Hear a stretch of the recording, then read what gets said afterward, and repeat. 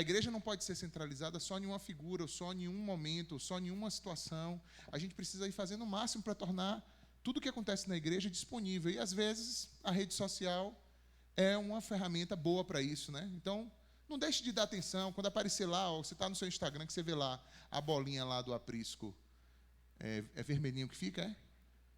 Quando tem atualização. Né? Fica aquele negocinho assim ao redor. Vai lá e clica, ouve, dá atenção. Porque é uma forma que a gente tem de manter todo mundo conectado e informado de tudo que está acontecendo. Se tiver dúvidas, quiser perguntar coisas, usa lá o inbox, lá, o direct lá para perguntar. É bom isso. Amém, gente? Bom, eu não sei se vocês sabem,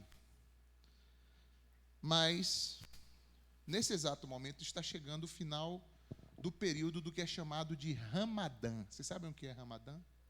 Alguém aqui sabe?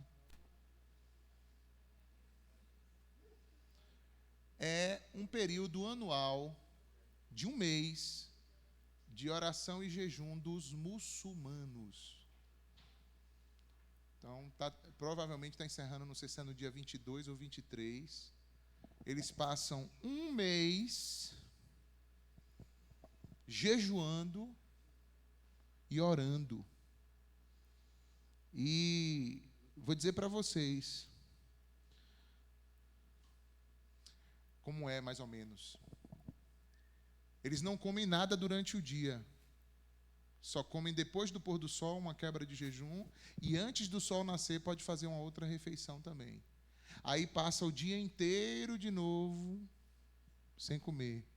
Aí de novo comem. E durante o dia eles têm 5 momentos para poder se prostrar e orar.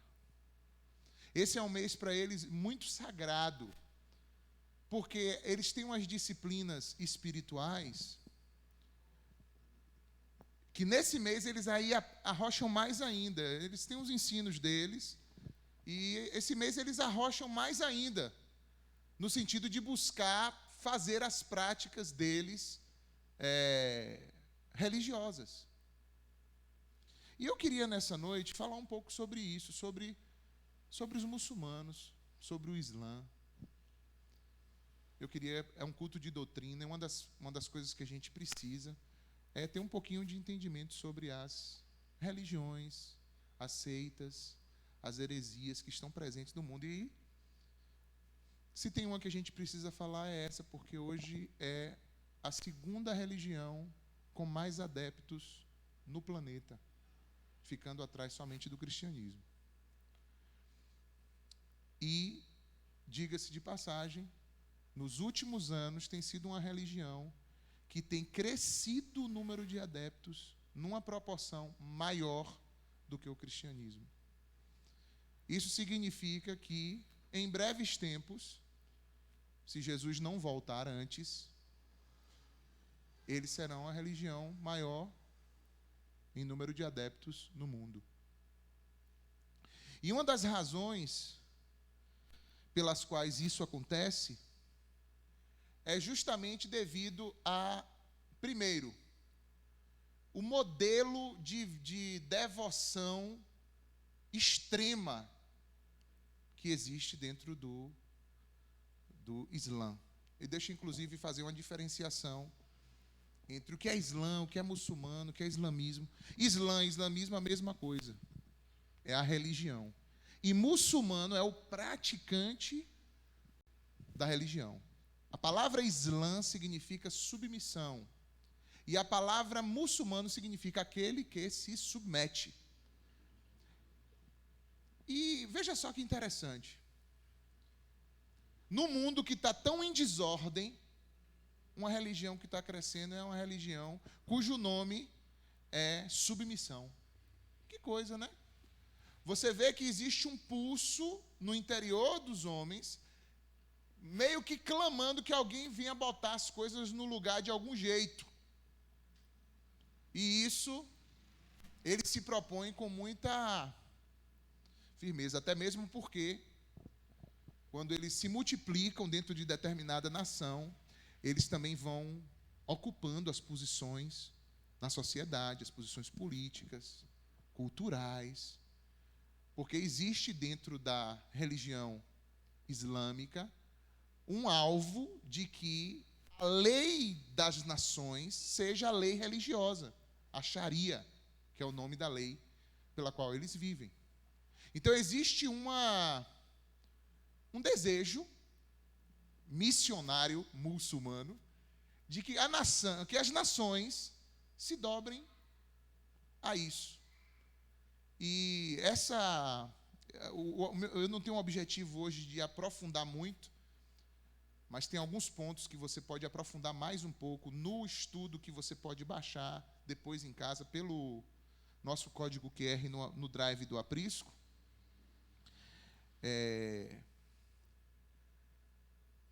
Se você quiser aprofundar mais, mas a gente vai tocar em alguns pontos importantes, como, por exemplo, esse do Ramadã, que é uma prática de jejum. Poxa, parece com a gente, né? A gente também incentiva a prática do jejum. Né? Só que existe uma pequena diferença no entendimento sobre o jejum dentro da religião islâmica, entre os muçulmanos, e dentro da vida cristã. Apesar dos dois serem, de fato, uma disciplina espiritual de busca a Deus, não sei se hoje vocês estão lembrados, a gente sempre de terça para quarta-feira, a gente estimula um jejum coletivo na igreja de terça para quarta. Eu não sei se tem alguém hoje fazendo aqui. Tem alguém que está fazendo? Está fazendo? Rosa, está fazendo também? Glória a Deus. Aleluia. Mas a gente estimula, geralmente começa no final da tarde, na terça-feira, 5 horas, já teve uma reunião de oração. Agora, essas reuniões acontecem pelo Zoom. Quem quiser saber mais sobre isso, interagir melhor, procura a gente depois que eu te oriento sobre isso aí. Tem um grupo no WhatsApp onde a gente coloca os nossos pedidos de oração. Se você precisar, está conectado. Tem o Zoom que a gente se reúne 5 da tarde, hoje ainda meia-noite, tem uma reunião de oração. Às 6 da manhã tem outra reunião de oração.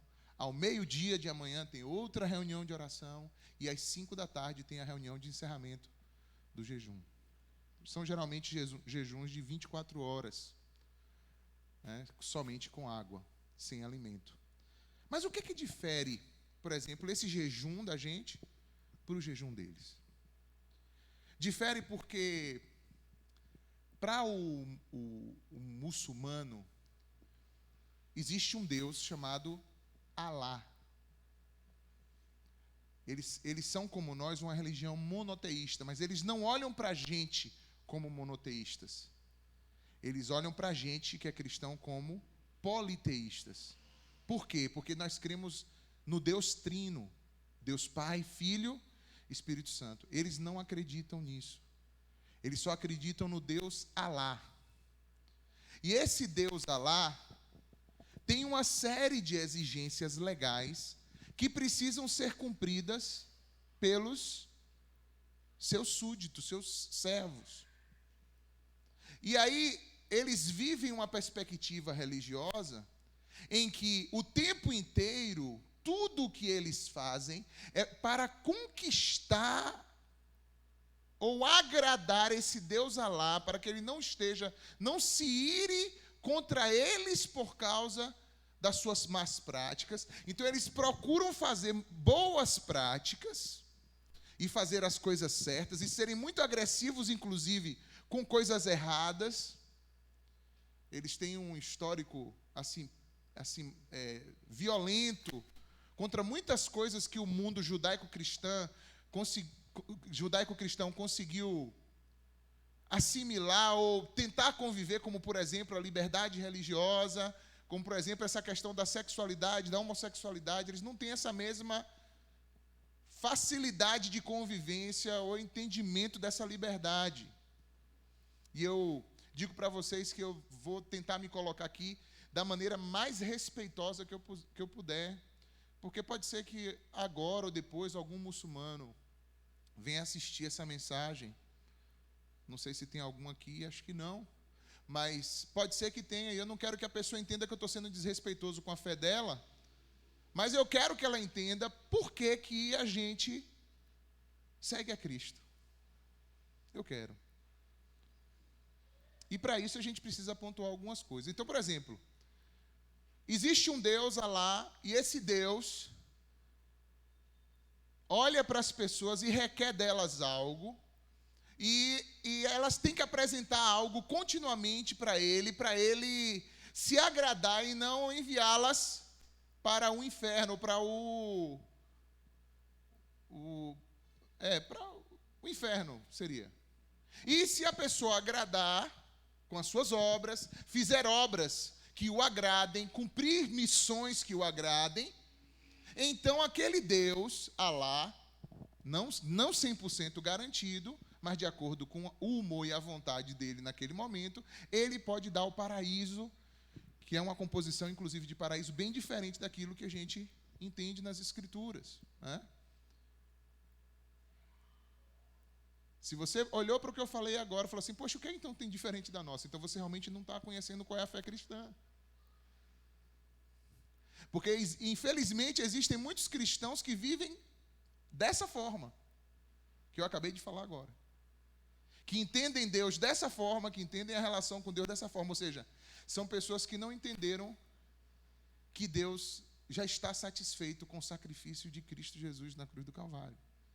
E que tudo que podemos acessar de Deus é somente por causa do sangue derramado de Jesus. Amém, pessoal? Vocês entendem que não tem como a gente, vamos dizer assim, fazer um corte de assimilação entre o que é a vida cristã, a fé cristã e aquilo que creem os muçulmanos, com todo respeito à fé de cada um? Não tem como. E uma das bases principais é essa. Primeiro, eles não acreditam nesse Deus que é único, mas que se revelou em 3 pessoas: Pai, Filho e Espírito Santo. E qual é o problema com isso? O problema com isso é que se você não tem isso, você não tem o sacrifício vicário de Cristo. E você não tem o Espírito Santo como o capacitador da transformação e da mudança. E tudo fica tudo fica no encargo do próprio homem e do que esse homem vai fazer. E aí, nesse sentido, as atrocidades mais terríveis podem acontecer. Porque o que é a igreja? A igreja é um corpo que vive, o corpo de Cristo, do qual cabeça é quem? O pastor? O líder? Não, o cabeça é quem? Cristo. E quem é que faz essa ligação das juntas e medulas e faz todo esse corpo funcionar? O Espírito Santo. Então você tem uma vida que é regida por Deus. E que apesar da gente estar aqui e reconhecermos as autoridades que Deus levanta, tanto no mundo lá fora, como na igreja, todo crente sabe que ele deve viver debaixo da autoridade do Senhor Jesus. E aí onde é que entra, por exemplo, um jejum correto, um jejum errado? Porque, por exemplo, eu posso sair agora e posso dizer, olha, eu estou no meu mês do Ramadã e eu preciso fazer mais doações nesse mês. Eu preciso me dedicar mais à vida de pessoas que precisam nesse mês. Eu preciso ficar sem comer 30 dias nesse mês. Eu preciso mortificar as minhas vontades e fazer coisas. Não necessariamente fazendo isso, você estará fazendo exatamente o que o Espírito Santo deseja que você faça. Como assim, Alex? Pode ser que, por exemplo, que você diga, vou pegar uma cesta básica aqui e vou levar para uma pessoa que está lá debaixo da ponte. Show. Massa. Mas pode ser que o Espírito Santo chegasse e dissesse assim, eu quero que você leve essa cesta para seu parente fulano de tal. Mas você nem parou para Talvez você até na hora de pegar a cesta, fala assim, ó, eu entrego essa cesta para qualquer pessoa, menos para fulano de tal. Enquanto o Espírito está dizendo, eu quero que você entregue para fulano de tal. Você está entendendo qual é a diferença entre fazer obras e fazer as obras que o Espírito manda você fazer? É totalmente diferente. A vida cristã, ela é totalmente diferente de uma vida religiosa, de uma vida de práticas, de boas obras. As boas obras que nós fazemos não são as obras que nós nos propomos ou queremos, mas aquelas que o Espírito de Deus propõe dentro de cada um de nós. Quantos compreendem essa diferença, irmãos? Isso é muito importante para a nossa caminhada.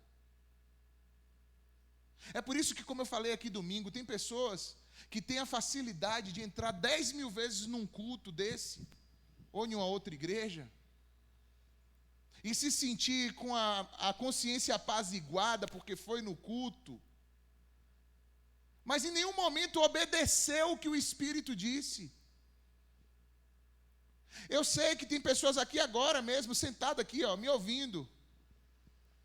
Eu não vou citar nomes, porque senão vai dizer que eu sou profeta do Apocalipse. Mas eu sei, tem pessoas me assistindo aqui agora, que estão com chamados e ministérios na sua vida adormecidos ou ignorados, porque estão vivendo para si, não para a voz do Espírito Santo de Deus. Estão deixando a vida passar. Deus vai chamar você no eixo, saiba disso. Você é filho, filha de Deus. A gente não vive a parte de Deus. A vida com Jesus não é uma vida que você escolhe conforme a sua conveniência, conforme o que lhe é mais favorável, tranquilo. Deus não esquece de coisas. Quando Deus tem algo na vida de alguém, Deus quer ver a gente cumprir aquilo que Ele tem na nossa vida. E Ele nos dá todo o tempo a oportunidade. Sabe de quê? Da gente se arrepender e dizer, Pai, eis-me aqui. E procurar e fazer a vontade do Pai. Lembra quando Jesus encontrou com aquele jovem rico?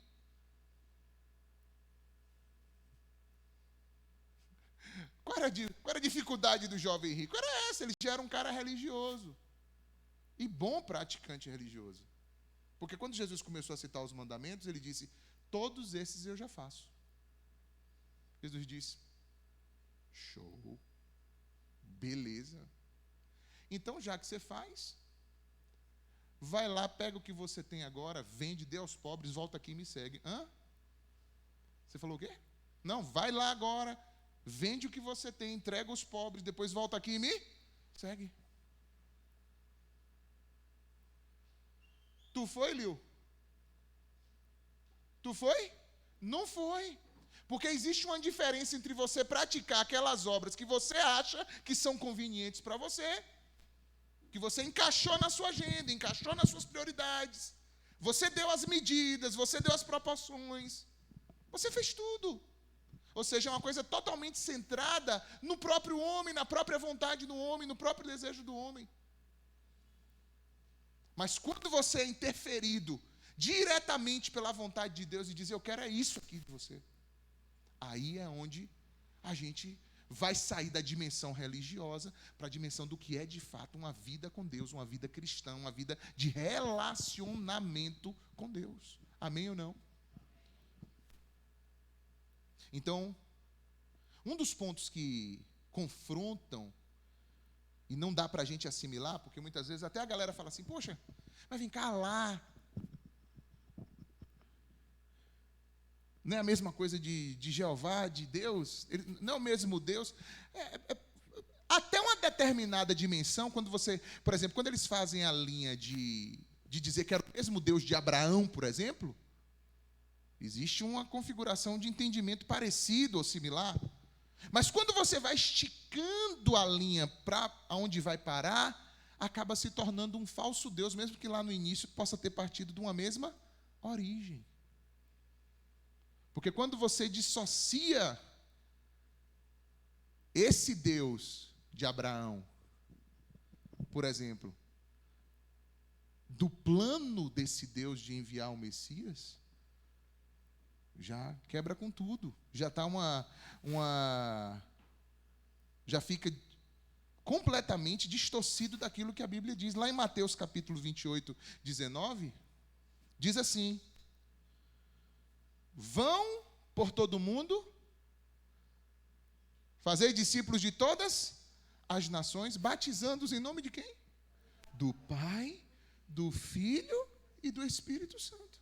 E ensinando-os a guardar todas as coisas que vos tenho mandado, e eu estou convosco todos os dias até a consumação dos séculos. Então, quando você fala de Deus Pai, Filho e Espírito Santo, isso é estranho ao Islã. Porque eles creem nesse Deus Alá. Jesus, para eles, não é Deus. Alex, isso difere do povo judeu? Não. É uma coisa que é muito parecida com o povo judeu. O judeu também não crê, não, irmãos. Ele só crê em Javé. Só creem em Javé. Eles não creem em Deus Pai, Filho e Espírito Santo. Essa doutrina foi ensinada pelo próprio Cristo, quando esteve aqui. Eles não reconhecem Cristo como o Messias, como Deus. Pois não?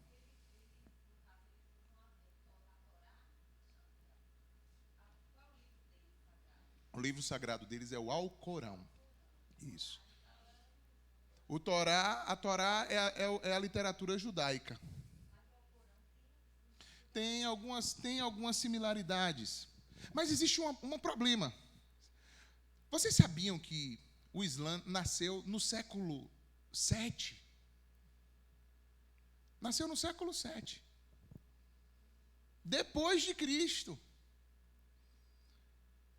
O líder fundador chama-se Muhammad, ou Maomé. Que é um cara que teve... que ele é tido como um verdadeiro Messias para eles. Como o profeta principal dentro do islamismo. No entanto, quando você vai ver os frutos da própria fé de Muhammad na vida dele, você vai ver que não são frutos bons. E que existem muitas coisas dentro da própria construção de caráter dele que não foram aperfeiçoadas pela fé que ele teve. Ao contrário de Cristo, que em tudo foi tentado e não cometeu o quê, pessoal? Pecado, nenhum dolo. Então nós temos um Messias que não cometeu pecado, que morreu na cruz, que ressuscitou ao terceiro dia. Eles não creem em absolutamente nada disso. Jesus era apenas mais um dos profetas, como outros profetas quaisquer. Eles não veem Jesus como a profecia sendo cumprida, como diz a palavra do Senhor. Se você abrir em João, capítulo 1, abre aí. João, capítulo 1.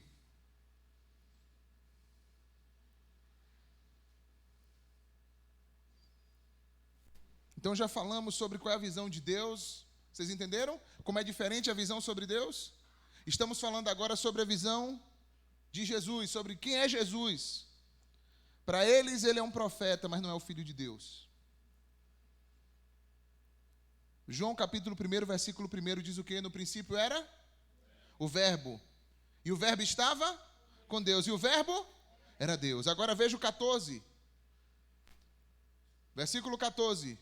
E o Verbo se fez carne, habitou entre nós. E vimos, cheio de graça e de verdade, vimos a sua glória, como a glória do unigênito do Pai.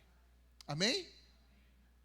Então, existe uma completa diferença sobre o que a gente crê, o que a Bíblia diz a respeito de Jesus e aquilo que crê os muçulmanos. Salvação, a gente já falou, mas eu vou repetir rapidinho só para a gente pincelar, para ficar bem organizadinho. Lembra o que é que eu falei? O que é que eles acham que o homem vai ser salvo como? Pelas obras. Dependendo da quantidade de obras, se a pessoa vai merecer ou não a salvação. Eles não entendem o que é os méritos de Cristo na cruz, liberando graça salvadora a todos os homens. Se você abrir aí Efésios capítulo 2, abra por favor. Efésios 2, versículos 8 e 9.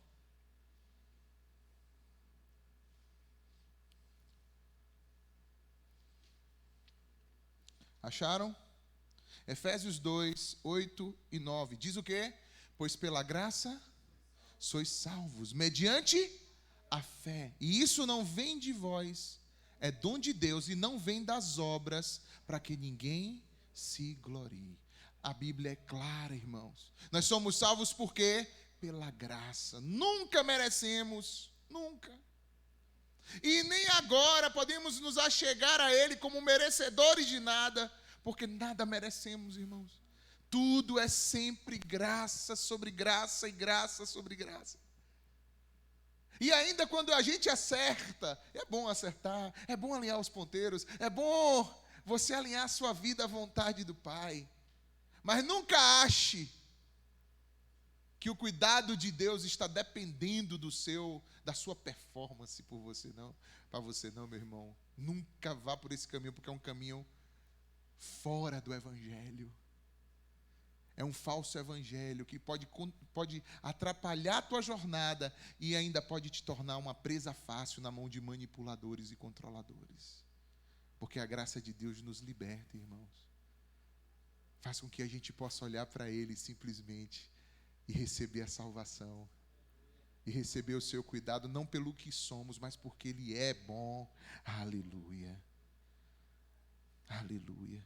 Sobre a ressurreição de Jesus, como eu falei, o islamismo, ele ensina que Jesus era um homem qualquer que morreu, acabou, que tudo é mentira.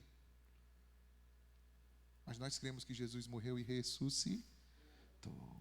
E como Paulo disse lá, depois a gente até passou outro dia aqui num estudo exatamente desses, a gente falando sobre a importância da ressurreição. A ressurreição de Cristo, irmãos, é um elemento, é um pilar fundamental da fé. Paulo chegou a ponto de dizer, olha, irmão, se Jesus não ressuscitou, é vã a nossa fé e vã a nossa pregação. Não adianta a gente estar pregando nada.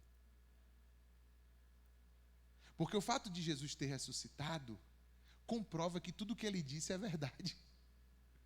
Comprova que o sacrifício que ele fez foi aceitável diante de Deus. E que ao mesmo tempo que foi aceitável diante de Deus, a morte não conseguiu retê-lo. Aleluia. Glórias ao nome do Senhor. Mateus 28, versículo 6 vai dizer assim: Ele não está aqui, Ele ressuscitou, como tinha dito. Venham ver o lugar onde Ele jazia. E até hoje tantas pessoas peregrinam para Israel para ver o túmulo vazio, que não se sabe com certeza se é aquele mesmo lugar, mas existe existe um desejo de ir ali e ver todas aquelas coisas, inclusive entrar naquele lugar que é tido como o túmulo de Jesus e olhar e falar assim, realmente ele não está aqui, ele ressuscitou. Aleluia. Aleluia.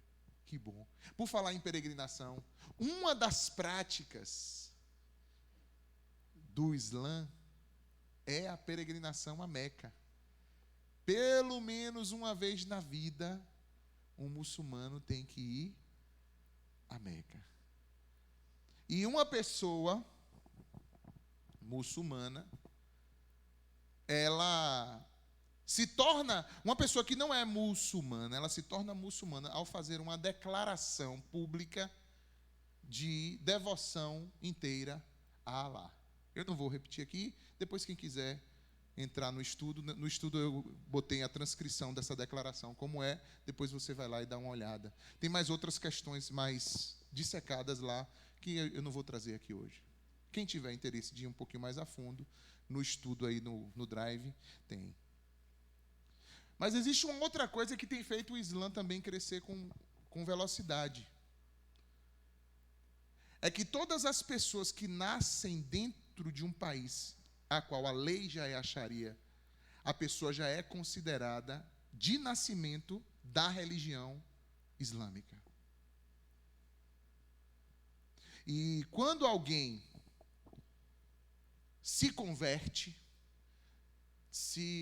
dependendo do lugar onde ela está, porque dentro do Islã você tem duas ramificações principais. Uma que é um povo que é um pouquinho mais radical e um que é um povo um pouco mais tranquilo. Você tem essas duas ramificações, dentre outras, nos braços do Islã. Inclusive, eu vou lembrar de um exemplo que eu dei aqui. Uma vez, estava tendo uma reunião, um congresso sobre tolerância e liberdade religiosa em uma famosa faculdade nos Estados Unidos. E tinha um cara discursando lá. E uma menina muçulmana, inclusive, abre-se parêntese, apesar de eles tentarem, assim, passar uma imagem de tudo ok na relação com as mulheres, nós sabemos, de fato, mais a fundo, que não é bem assim dentro das práticas.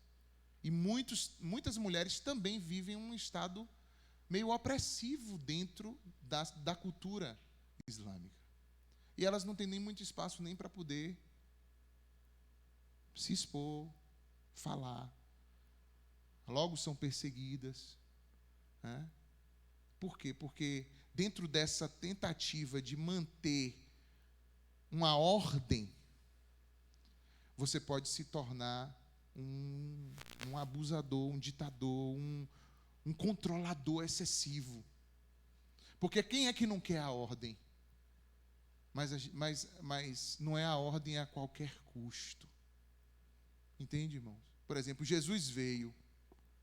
Jesus tinha poder de chegar assim, qualquer coisa errada que ele visse, ele chegar e... por exemplo, se ele chegasse num lugar e tivesse 200 pessoas para serem curadas, ele podia chegar ali e falar assim, eu quero que todo mundo fique curado agora. E todo mundo ficaria curado. Mas ele pergunta, ele fazia isso? Não fazia. Que interessante isso. Você já parou para se perguntar? Você parou para se perguntar que Jesus entrou naquele tanque de Betesda, que tinha não sei quantas pessoas, e ele procurou um cara especificamente, mandou o cara levantar, pegar o leito dele e sair, e não falou com mais ninguém? Por que será isso? O que é que Jesus está ensinando com isso?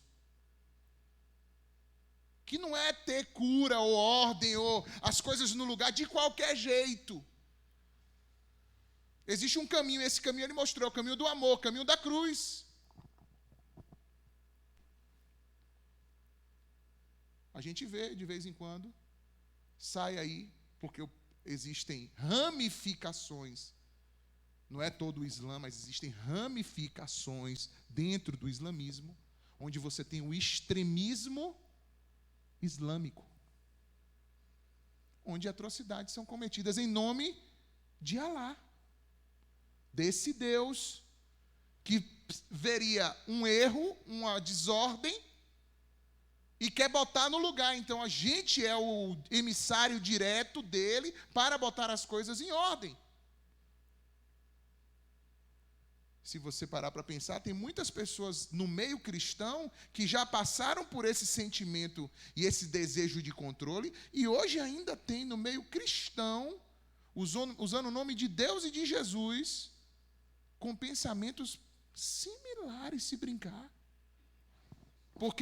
Porque deseja a ordem, deseja coisas no lugar, mas não entendeu ainda qual foi o caminho que Cristo fez e ensinou para as coisas virem para o lugar. Só tem um caminho, e o caminho é o amor e a cruz. Não é a aniquilação do outro, é a aniquilação de si mesmo. Você vê como é completamente distante uma coisa da outra. Como está esticado de um lado para o outro, é outra extremidade. Aí, concluindo o que eu estava falando, esse palestrante estava falando isso, e aí uma moça muçulmana pediu a oportunidade para fazer uma pergunta.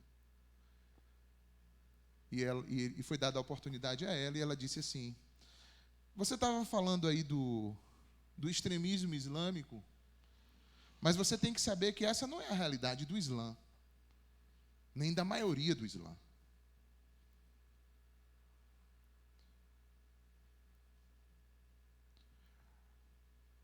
Você pode saber que dentro da sua cultura também judaico-cristã tem também situações históricas de extremismos que cometeram as mesmas atrocidades. O que é que você tem a me dizer sobre isso? Ele disse: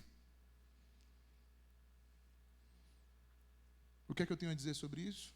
Primeiro, que eu me arrependo por todos os cristãos ou qualquer pessoa do princípio judaico-cristão que em algum momento tenha feito qualquer atrocidade tentando forçar alguém a ser algo, alguma coisa, usando com isso um elemento de fé, força ou violência.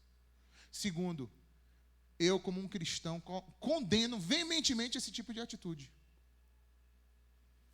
Ela parada olhando.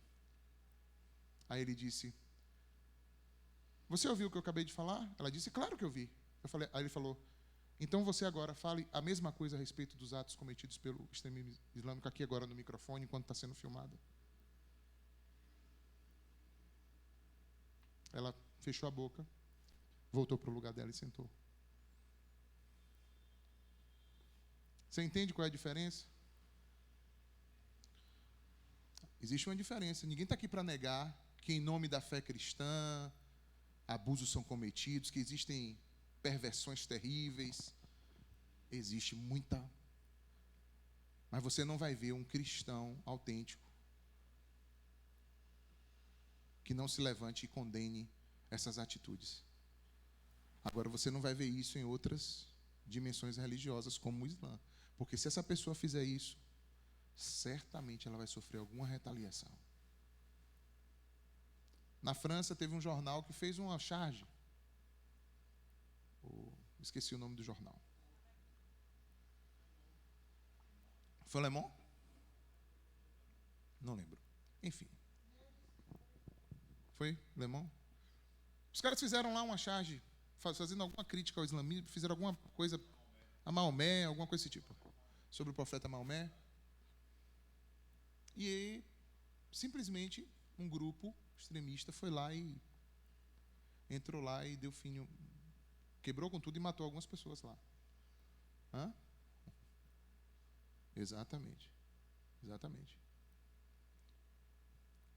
Você não vê isso acontecer, por exemplo, com a fé cristã, né? Você vê o tempo todo os tripúdios, tanta coisa que é feita, né, e tal, e você vê que a ideia do cristão é diferente. Porque o próprio Cristo sofreu as lutas, as perseguições, foi para a cruz. Então isso é muito forte para a gente. Esse entendimento de como a gente deve lidar com as aflições e as contradições. Isso é básico para a nossa fé. Então são pontos, irmãos, que eu quis evidenciar aqui nessa noite, para que a gente entenda, pelo menos de forma superficial um pouquinho, assim, bem pinceladamente, assim, por cima, por que a gente não tem como dizer que a fé muçulmana e a fé cristã são compatíveis. Não são. E não tem como as duas serem verdadeiras. Se a fé muçulmana é verdadeira, a cristã é falsa. Se a fé cristã é verdadeira, a fé muçulmana é uma fé falsa, que necessita de conversão. Então, isso é algo que a gente precisa deixar claro. Eu quero ler um testemunho e depois a gente vai fazer uma oração. Tá certo? Eu vou falar como se fosse ela que está falando, a moça que testemunhou, tá? Meu nome é Fátima. Eu nasci no Marrocos, mas sou de origem berbere. Meus pais criaram a mim e meus 11 irmãos como muçulmanos, ponto. Uma das razões pelas quais os muçulmanos são a religião que mais cresce no mundo é pelo fator filhos. Enquanto eles estão querendo ter muitos filhos, os cristãos estão querendo ter filho nenhum. Não querem ter filho nenhum. Os casais cristãos, o crescer e multiplicar está arriscado dos casais cristãos. Os cristãos estão querendo muito viver a vida. E não querem ter filhos porque para eles os filhos tiram eles da vida que eles poderiam viver. Rouba-lhes a vida, o tempo, os prazeres, o dinheiro, tudo. Enquanto isso, olha o caso dessa. Quantos irmãos ela tinha? 11 irmãozinhos. Então você vê, faça isso numa progressão geométrica que fala ou é aritmética? Uma progressão, sei lá, geométrica. Coloque isso numa PG e veja se rapidinho você não vai ter uma população que ultrapasse. Se você vai em muitos lugares no mundo hoje, é porque aqui no Brasil ainda é pouco ainda. Em São Paulo, se você for, você já se espanta. Alguém esteve em São Paulo aí recentemente? É assim ou não é? Você já se espanta. Já se espanta. Outro dia eu tomei um susto aqui em feira. Estava no Bom Preço, ali. Fui eu pegar alguma coisa ligeiro lá. De repente, pá! Uma mulher toda com, como é o nome? Eu esqueci o nome. De burca. Toda de burca. Dá um choque, né, cultural, né? Você não está acostumado a ver. Eu assimilo bem essas coisas de... Já teve? É isso que estou dizendo. Está aos poucos chegando. E muitos crentes se convertendo para o islamismo. No Brasil tem 2 mesquitas? Está crescendo muito. Muito, muito forte no comércio. Vamos lá. Criaram a mim os meus 11 irmãos como muçulmanos. Eu celebrei o Ramadã todos os anos e orava todos os dias com meu pai. Olha que interessante. Existe uma prática e a gente precisa entender isso. Eu falei com Deus de ontem para hoje, falei assim, pai, existe uma busca de muitos, autêntica, que para ele, lá, está verdadeira. Uma dedicação real, genuína, em algo. Que muitas vezes não é maldado, não. É apenas mesmo por falta de revelação e conhecimento da verdade. A pessoa continua ainda preso lá, naquele engano. Mas, no meio do engano, existe uma entrega. Orava todos os dias com meu pai. Pais, orem com seus filhos. Meus pais discutiam frequentemente e ficavam mais violentos a cada ano. E eu orei por paz em casa por anos, sem obter resultados. E finalmente eu mesmo dei um ultimato a Alá. Eu vou orar mais 3 vezes. Se você não aparecer na minha frente, eu não vou crer mais em você. E realmente nada aconteceu. Mas naquela noite, eu tive um sonho, no qual eu subia uma montanha, e eu era encorajado a persistir na subida. E no topo da montanha eu encontrei um homem vestido em branco, repleto de bondade. E ele estava cercado por muitas pessoas alegres e cheias de paz. Eu desejei permanecer lá para sempre.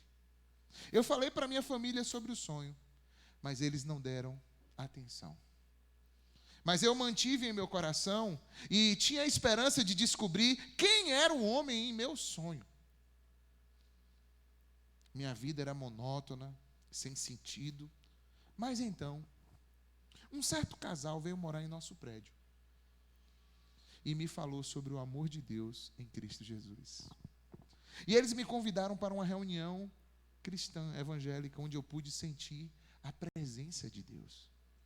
E eu comecei a ler a Bíblia em segredo, para descobrir quem era Jesus. Foi aí que eu percebi que Jesus era o homem em meu sonho. E eu pedi a Deus que Ele me livrasse do meu sofrimento para receber a sua paz. E eu tenho alegria e paz em minha nova vida. E oro para que minha família também encontre Jesus. Isso aqui é um testemunho real de uma pessoa. O nome, eu falei o nome dela? Mas é um nome fictício, né, pessoal? Claro, né? Fale, Anderson.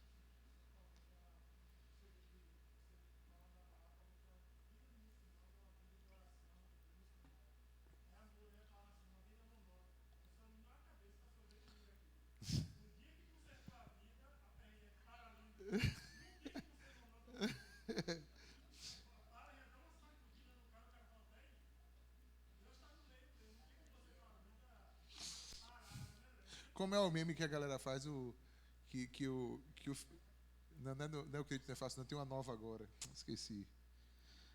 É o esqueci. Então eu queria chamar vocês para a gente fazer uma oração agora. Amém, pessoal? Orar por nós, orar por eles.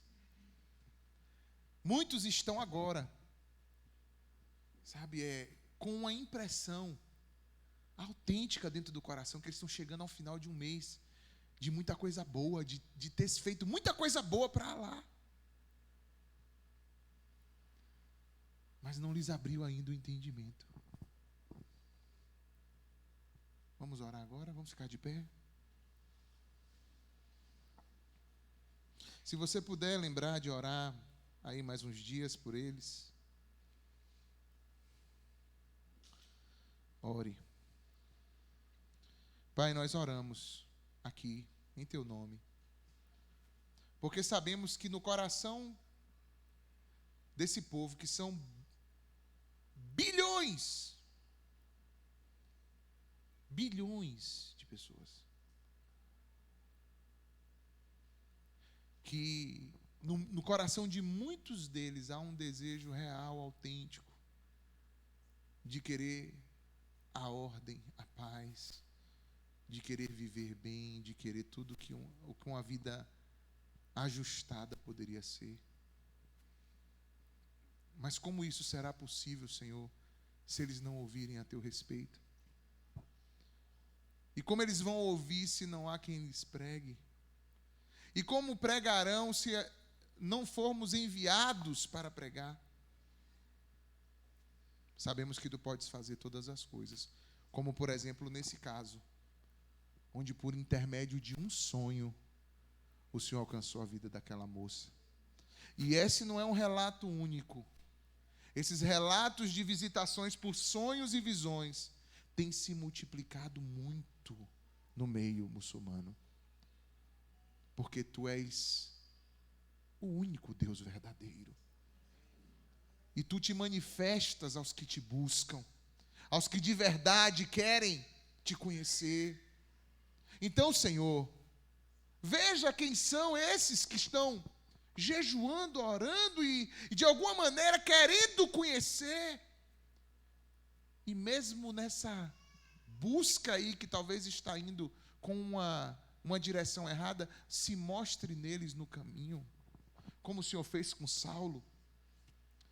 Como o Senhor chegou naquele caminho e atravessou na frente dele e fez ele mudar de rota e entender que o que ele estava fazendo era exatamente o contrário. Ele estava perseguindo o Senhor em vez de estar se entregando ao Senhor. Que assim seja na vida de muitos, Senhor. Que eles possam, ao exemplo dessa moça, encontrar no caminho, quem sabe, servos e servas autênticos do Senhor, que com uma vida simples de testemunho e pregação da palavra, possa levar o Teu Evangelho, a luz, à vida deles. Oh, Senhor, que o Senhor promova esses encontros. Quero também Te pedir pela vida, Pai, dos missionários, tantos homens e mulheres Teus que estão trabalhando como agentes secretos, muitas vezes, em lugares completamente inóspitos à pregação de Cristo Jesus, mas que estão tendo frutos, que estão vendo vidas se achegarem a Ti, estão vendo muitos se converterem, mesmo que ainda não consigam expressar publicamente a sua fé.